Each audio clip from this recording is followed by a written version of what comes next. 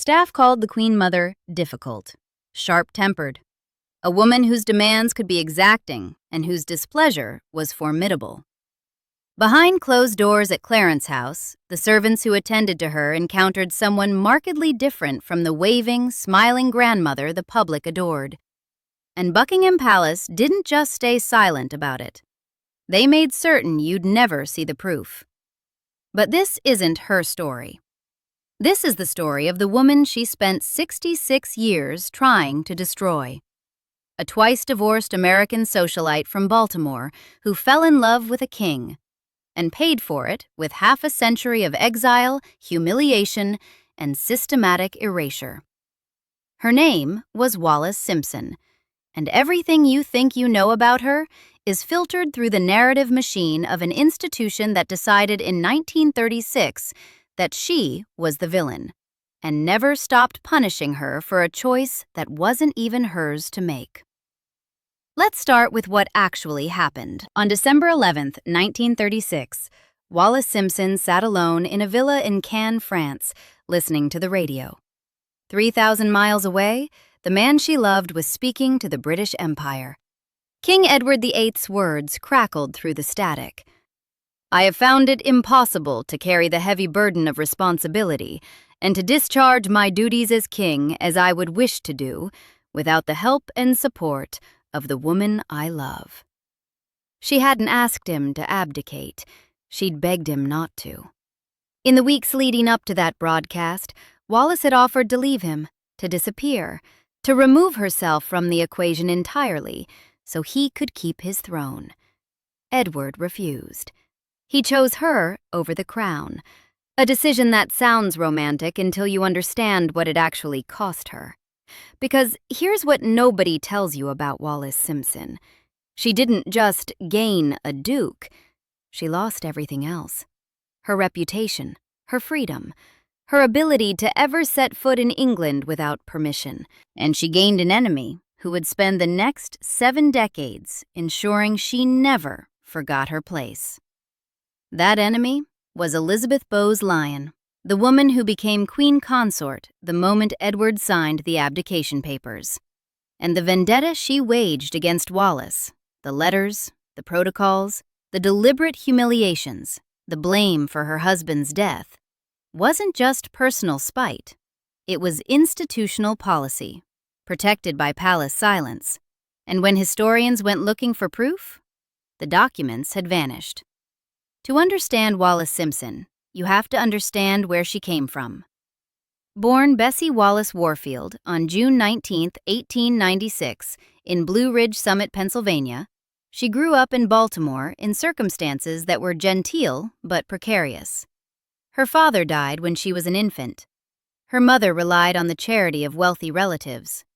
Wallis learned early that charm and social maneuvering were survival skills, not luxuries. Her first marriage, to Earl Winfield Spencer, Jr., a U.S. Navy aviator, ended in 1927 after years of his alcoholism and abuse. Her second, to Ernest Simpson, a British-American shipping executive, brought her to London in 1928 and into the orbit of the Prince of Wales. She was 34 when she met Edward. He was 36. Both were adults. Both knew what they were doing. But the narrative that emerged, Wallis as scheming seductress, Edward as helpless victim of her wiles, served the palace's purposes perfectly. It was easier to blame a foreign divorcee than to acknowledge that their golden prince had simply fallen in love with an unsuitable woman and refused to give her up.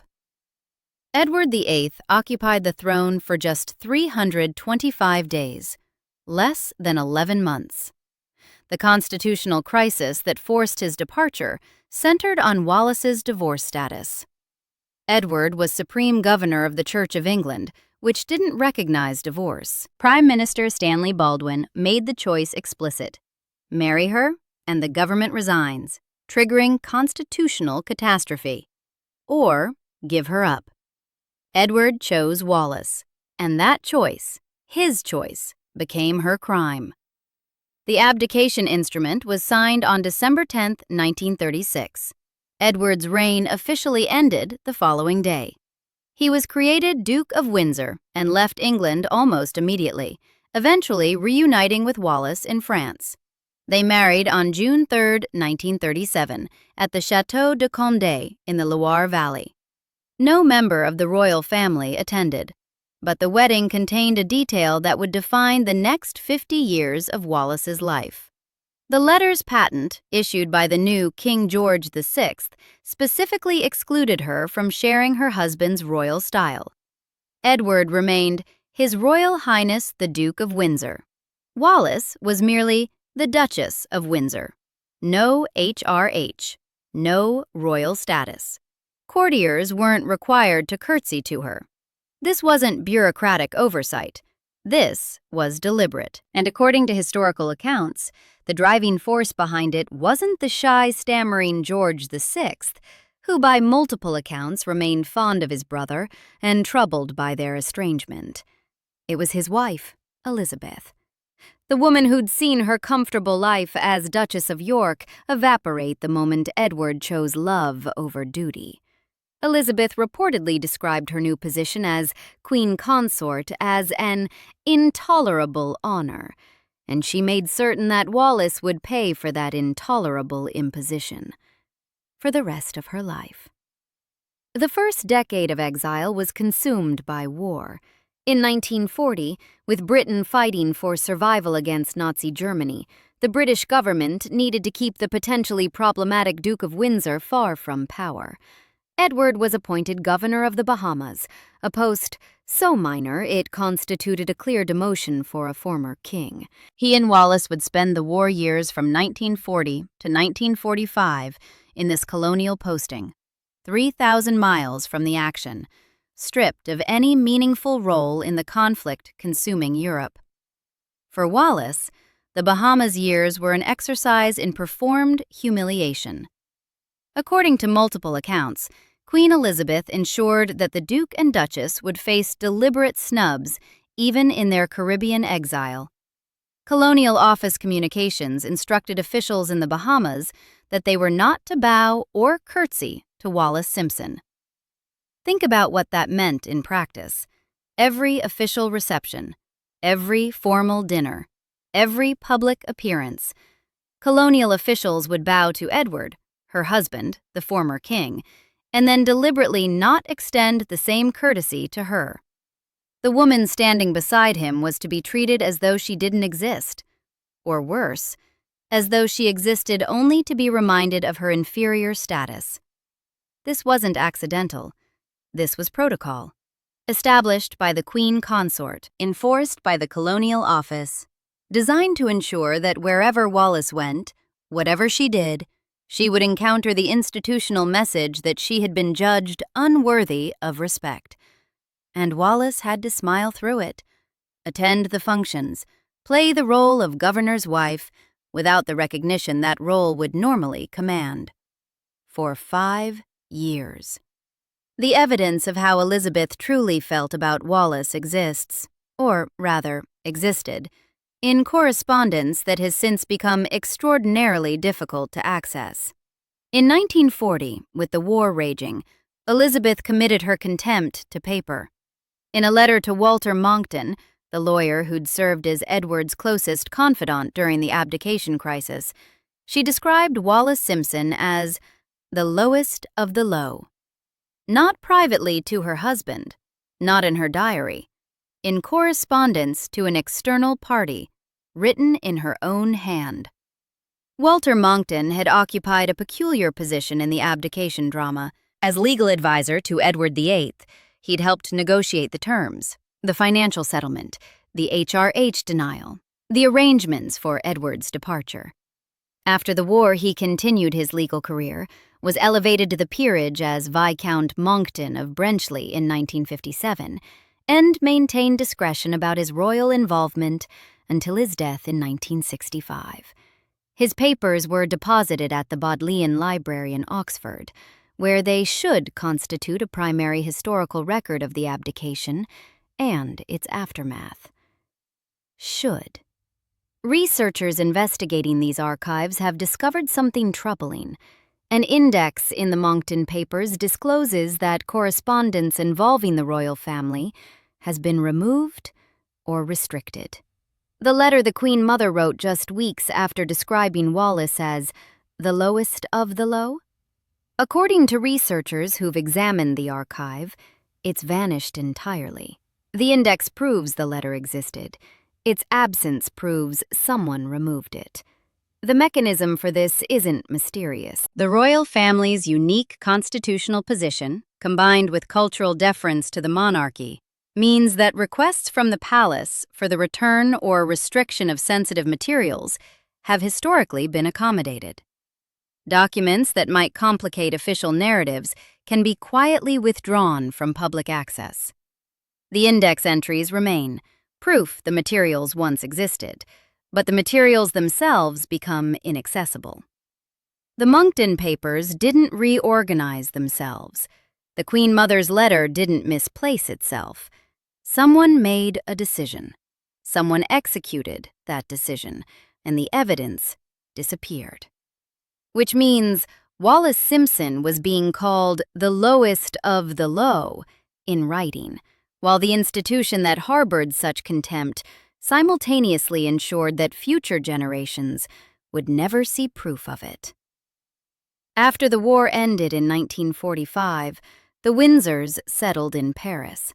France would be Wallis's home for the remaining 41 years of her life. She would never live in England again.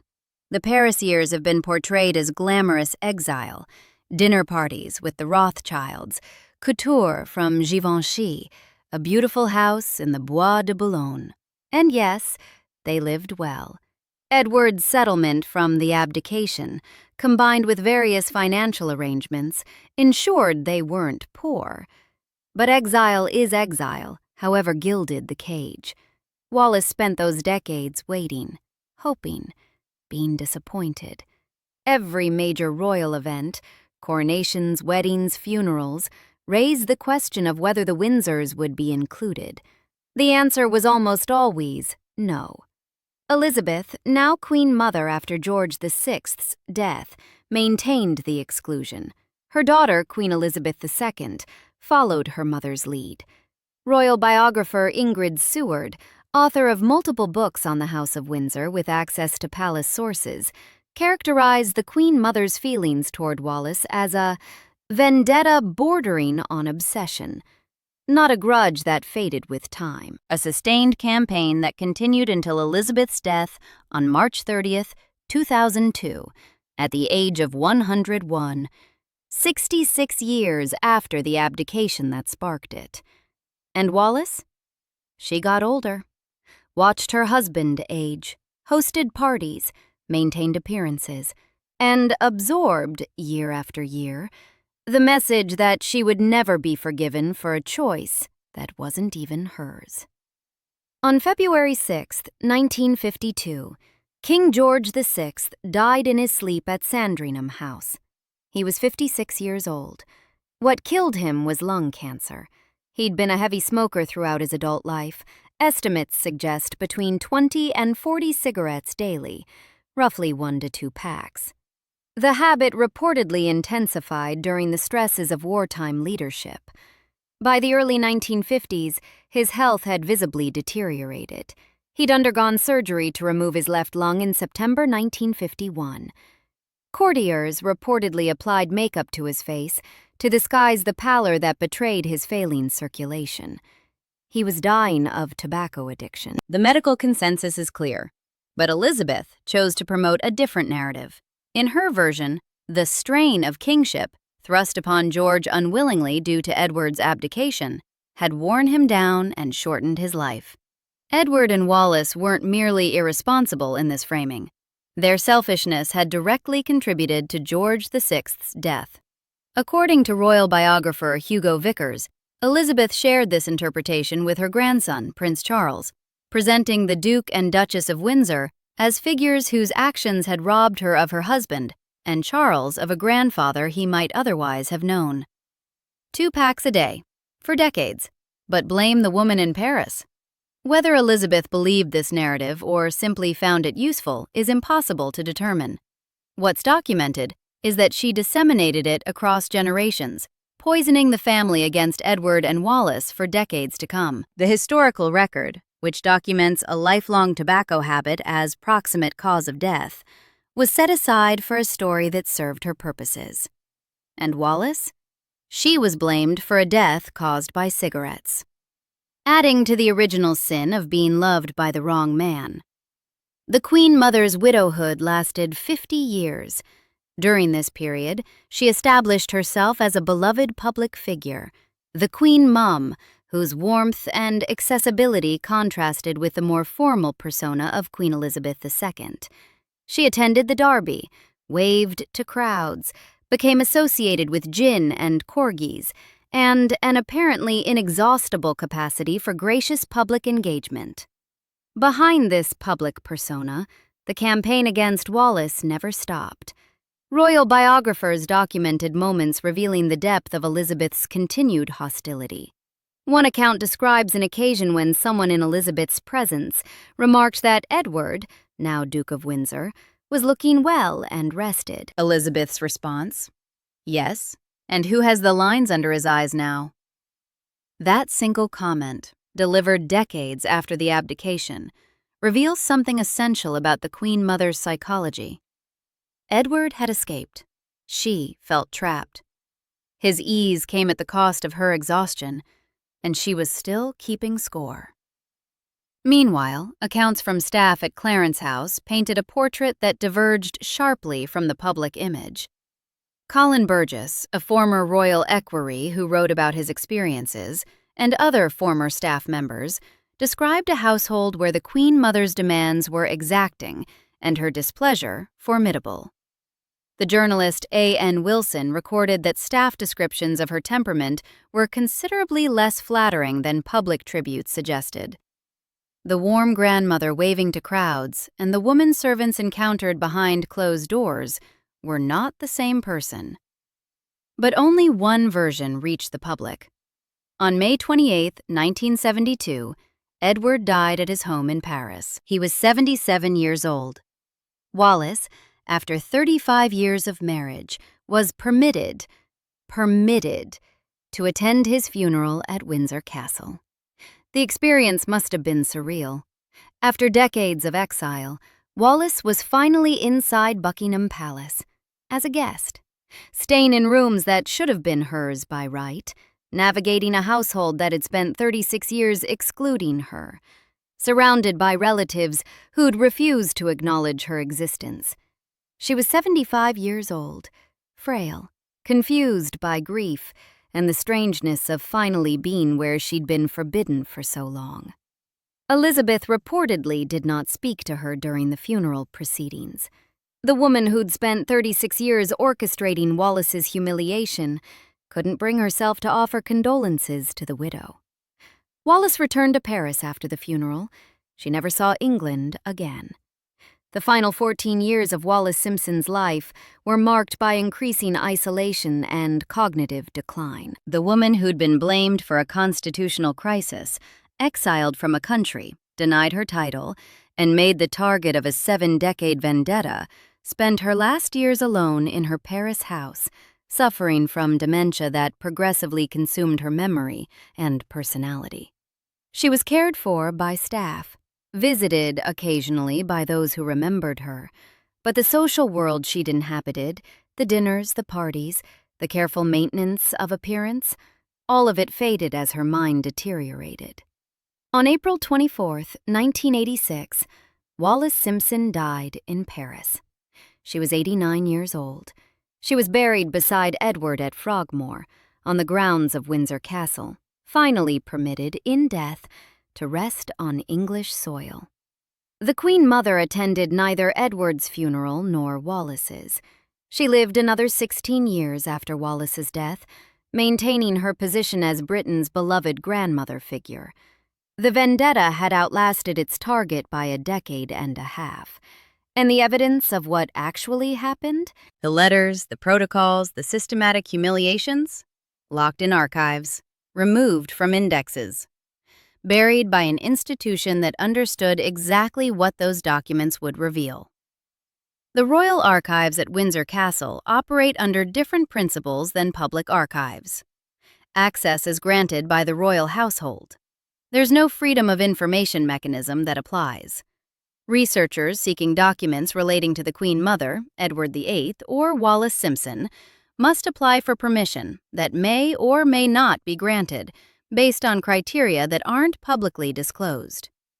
The selective unavailability of materials suggests someone determined these particular documents should not form part of the accessible historical record. And this pattern continues today. When allegations emerged in 2021 that Meghan, Duchess of Sussex, had bullied palace staff, the institution's response followed a familiar template. Investigation announced. Results never published. The phrase, "Buckingham Palace declined to comment," appearing in news reports. When questions arose about Prince Andrew's relationship with convicted sex offender Jeffrey Epstein, initial silence, then carefully managed statements, then withdrawal from public duties presented as voluntary. Palace stayed silent. You've seen that phrase in headlines, read it in articles about every royal scandal of the past decade. But it's not a modern phenomenon. It's not a response to social media or tabloid culture. It's a system, nearly a century old, and Wallis Simpson was one of its first targets. When the Queen Mother died on March 30, 2002, British media tributes were almost uniformly positive. She was remembered as the embodiment of wartime resilience, a beloved grandmother figure, a woman who devoted her life to public service. The vendetta she'd maintained for 66 years? Minimal attention. The documents removed from archives? Unexamined. The woman she'd spent half a century systematically destroying? A footnote. Wallis Simpson was blamed for a constitutional crisis caused by a king's choice, exiled for loving a man who loved her back, denied her title by a sister-in-law who never forgave her for an imposition she never sought, accused of causing a death actually caused by cigarettes, and erased from history by an institution that removed the evidence and controlled the narrative. Somewhere in Windsor Castle, in filing cabinets that may never be opened to public scrutiny, the full record of what happened to Wallis Simpson, the letters, the memos, the deliberate humiliations, either awaits discovery or has already been destroyed. So here's the question that lingers. If the palace could spend 70 years systematically destroying one woman's reputation while celebrating her persecutor as Britain's sweetheart, if they could remove documents from university archives and restrict access to primary sources, if they could maintain this controlled narrative across 3 generations of royals, what else have they buried? What other women have been made villains to protect the institution? What other inconvenient truths have vanished from indexes? What other evidence has been quietly removed from the historical record? Wallis Simpson died in 1986. The Queen Mother died in 2002. But the apparatus that destroyed one and protected the other? That's still running, still managing narratives, still staying silent, and getting very, very good at it. Subscribe for more stories like this.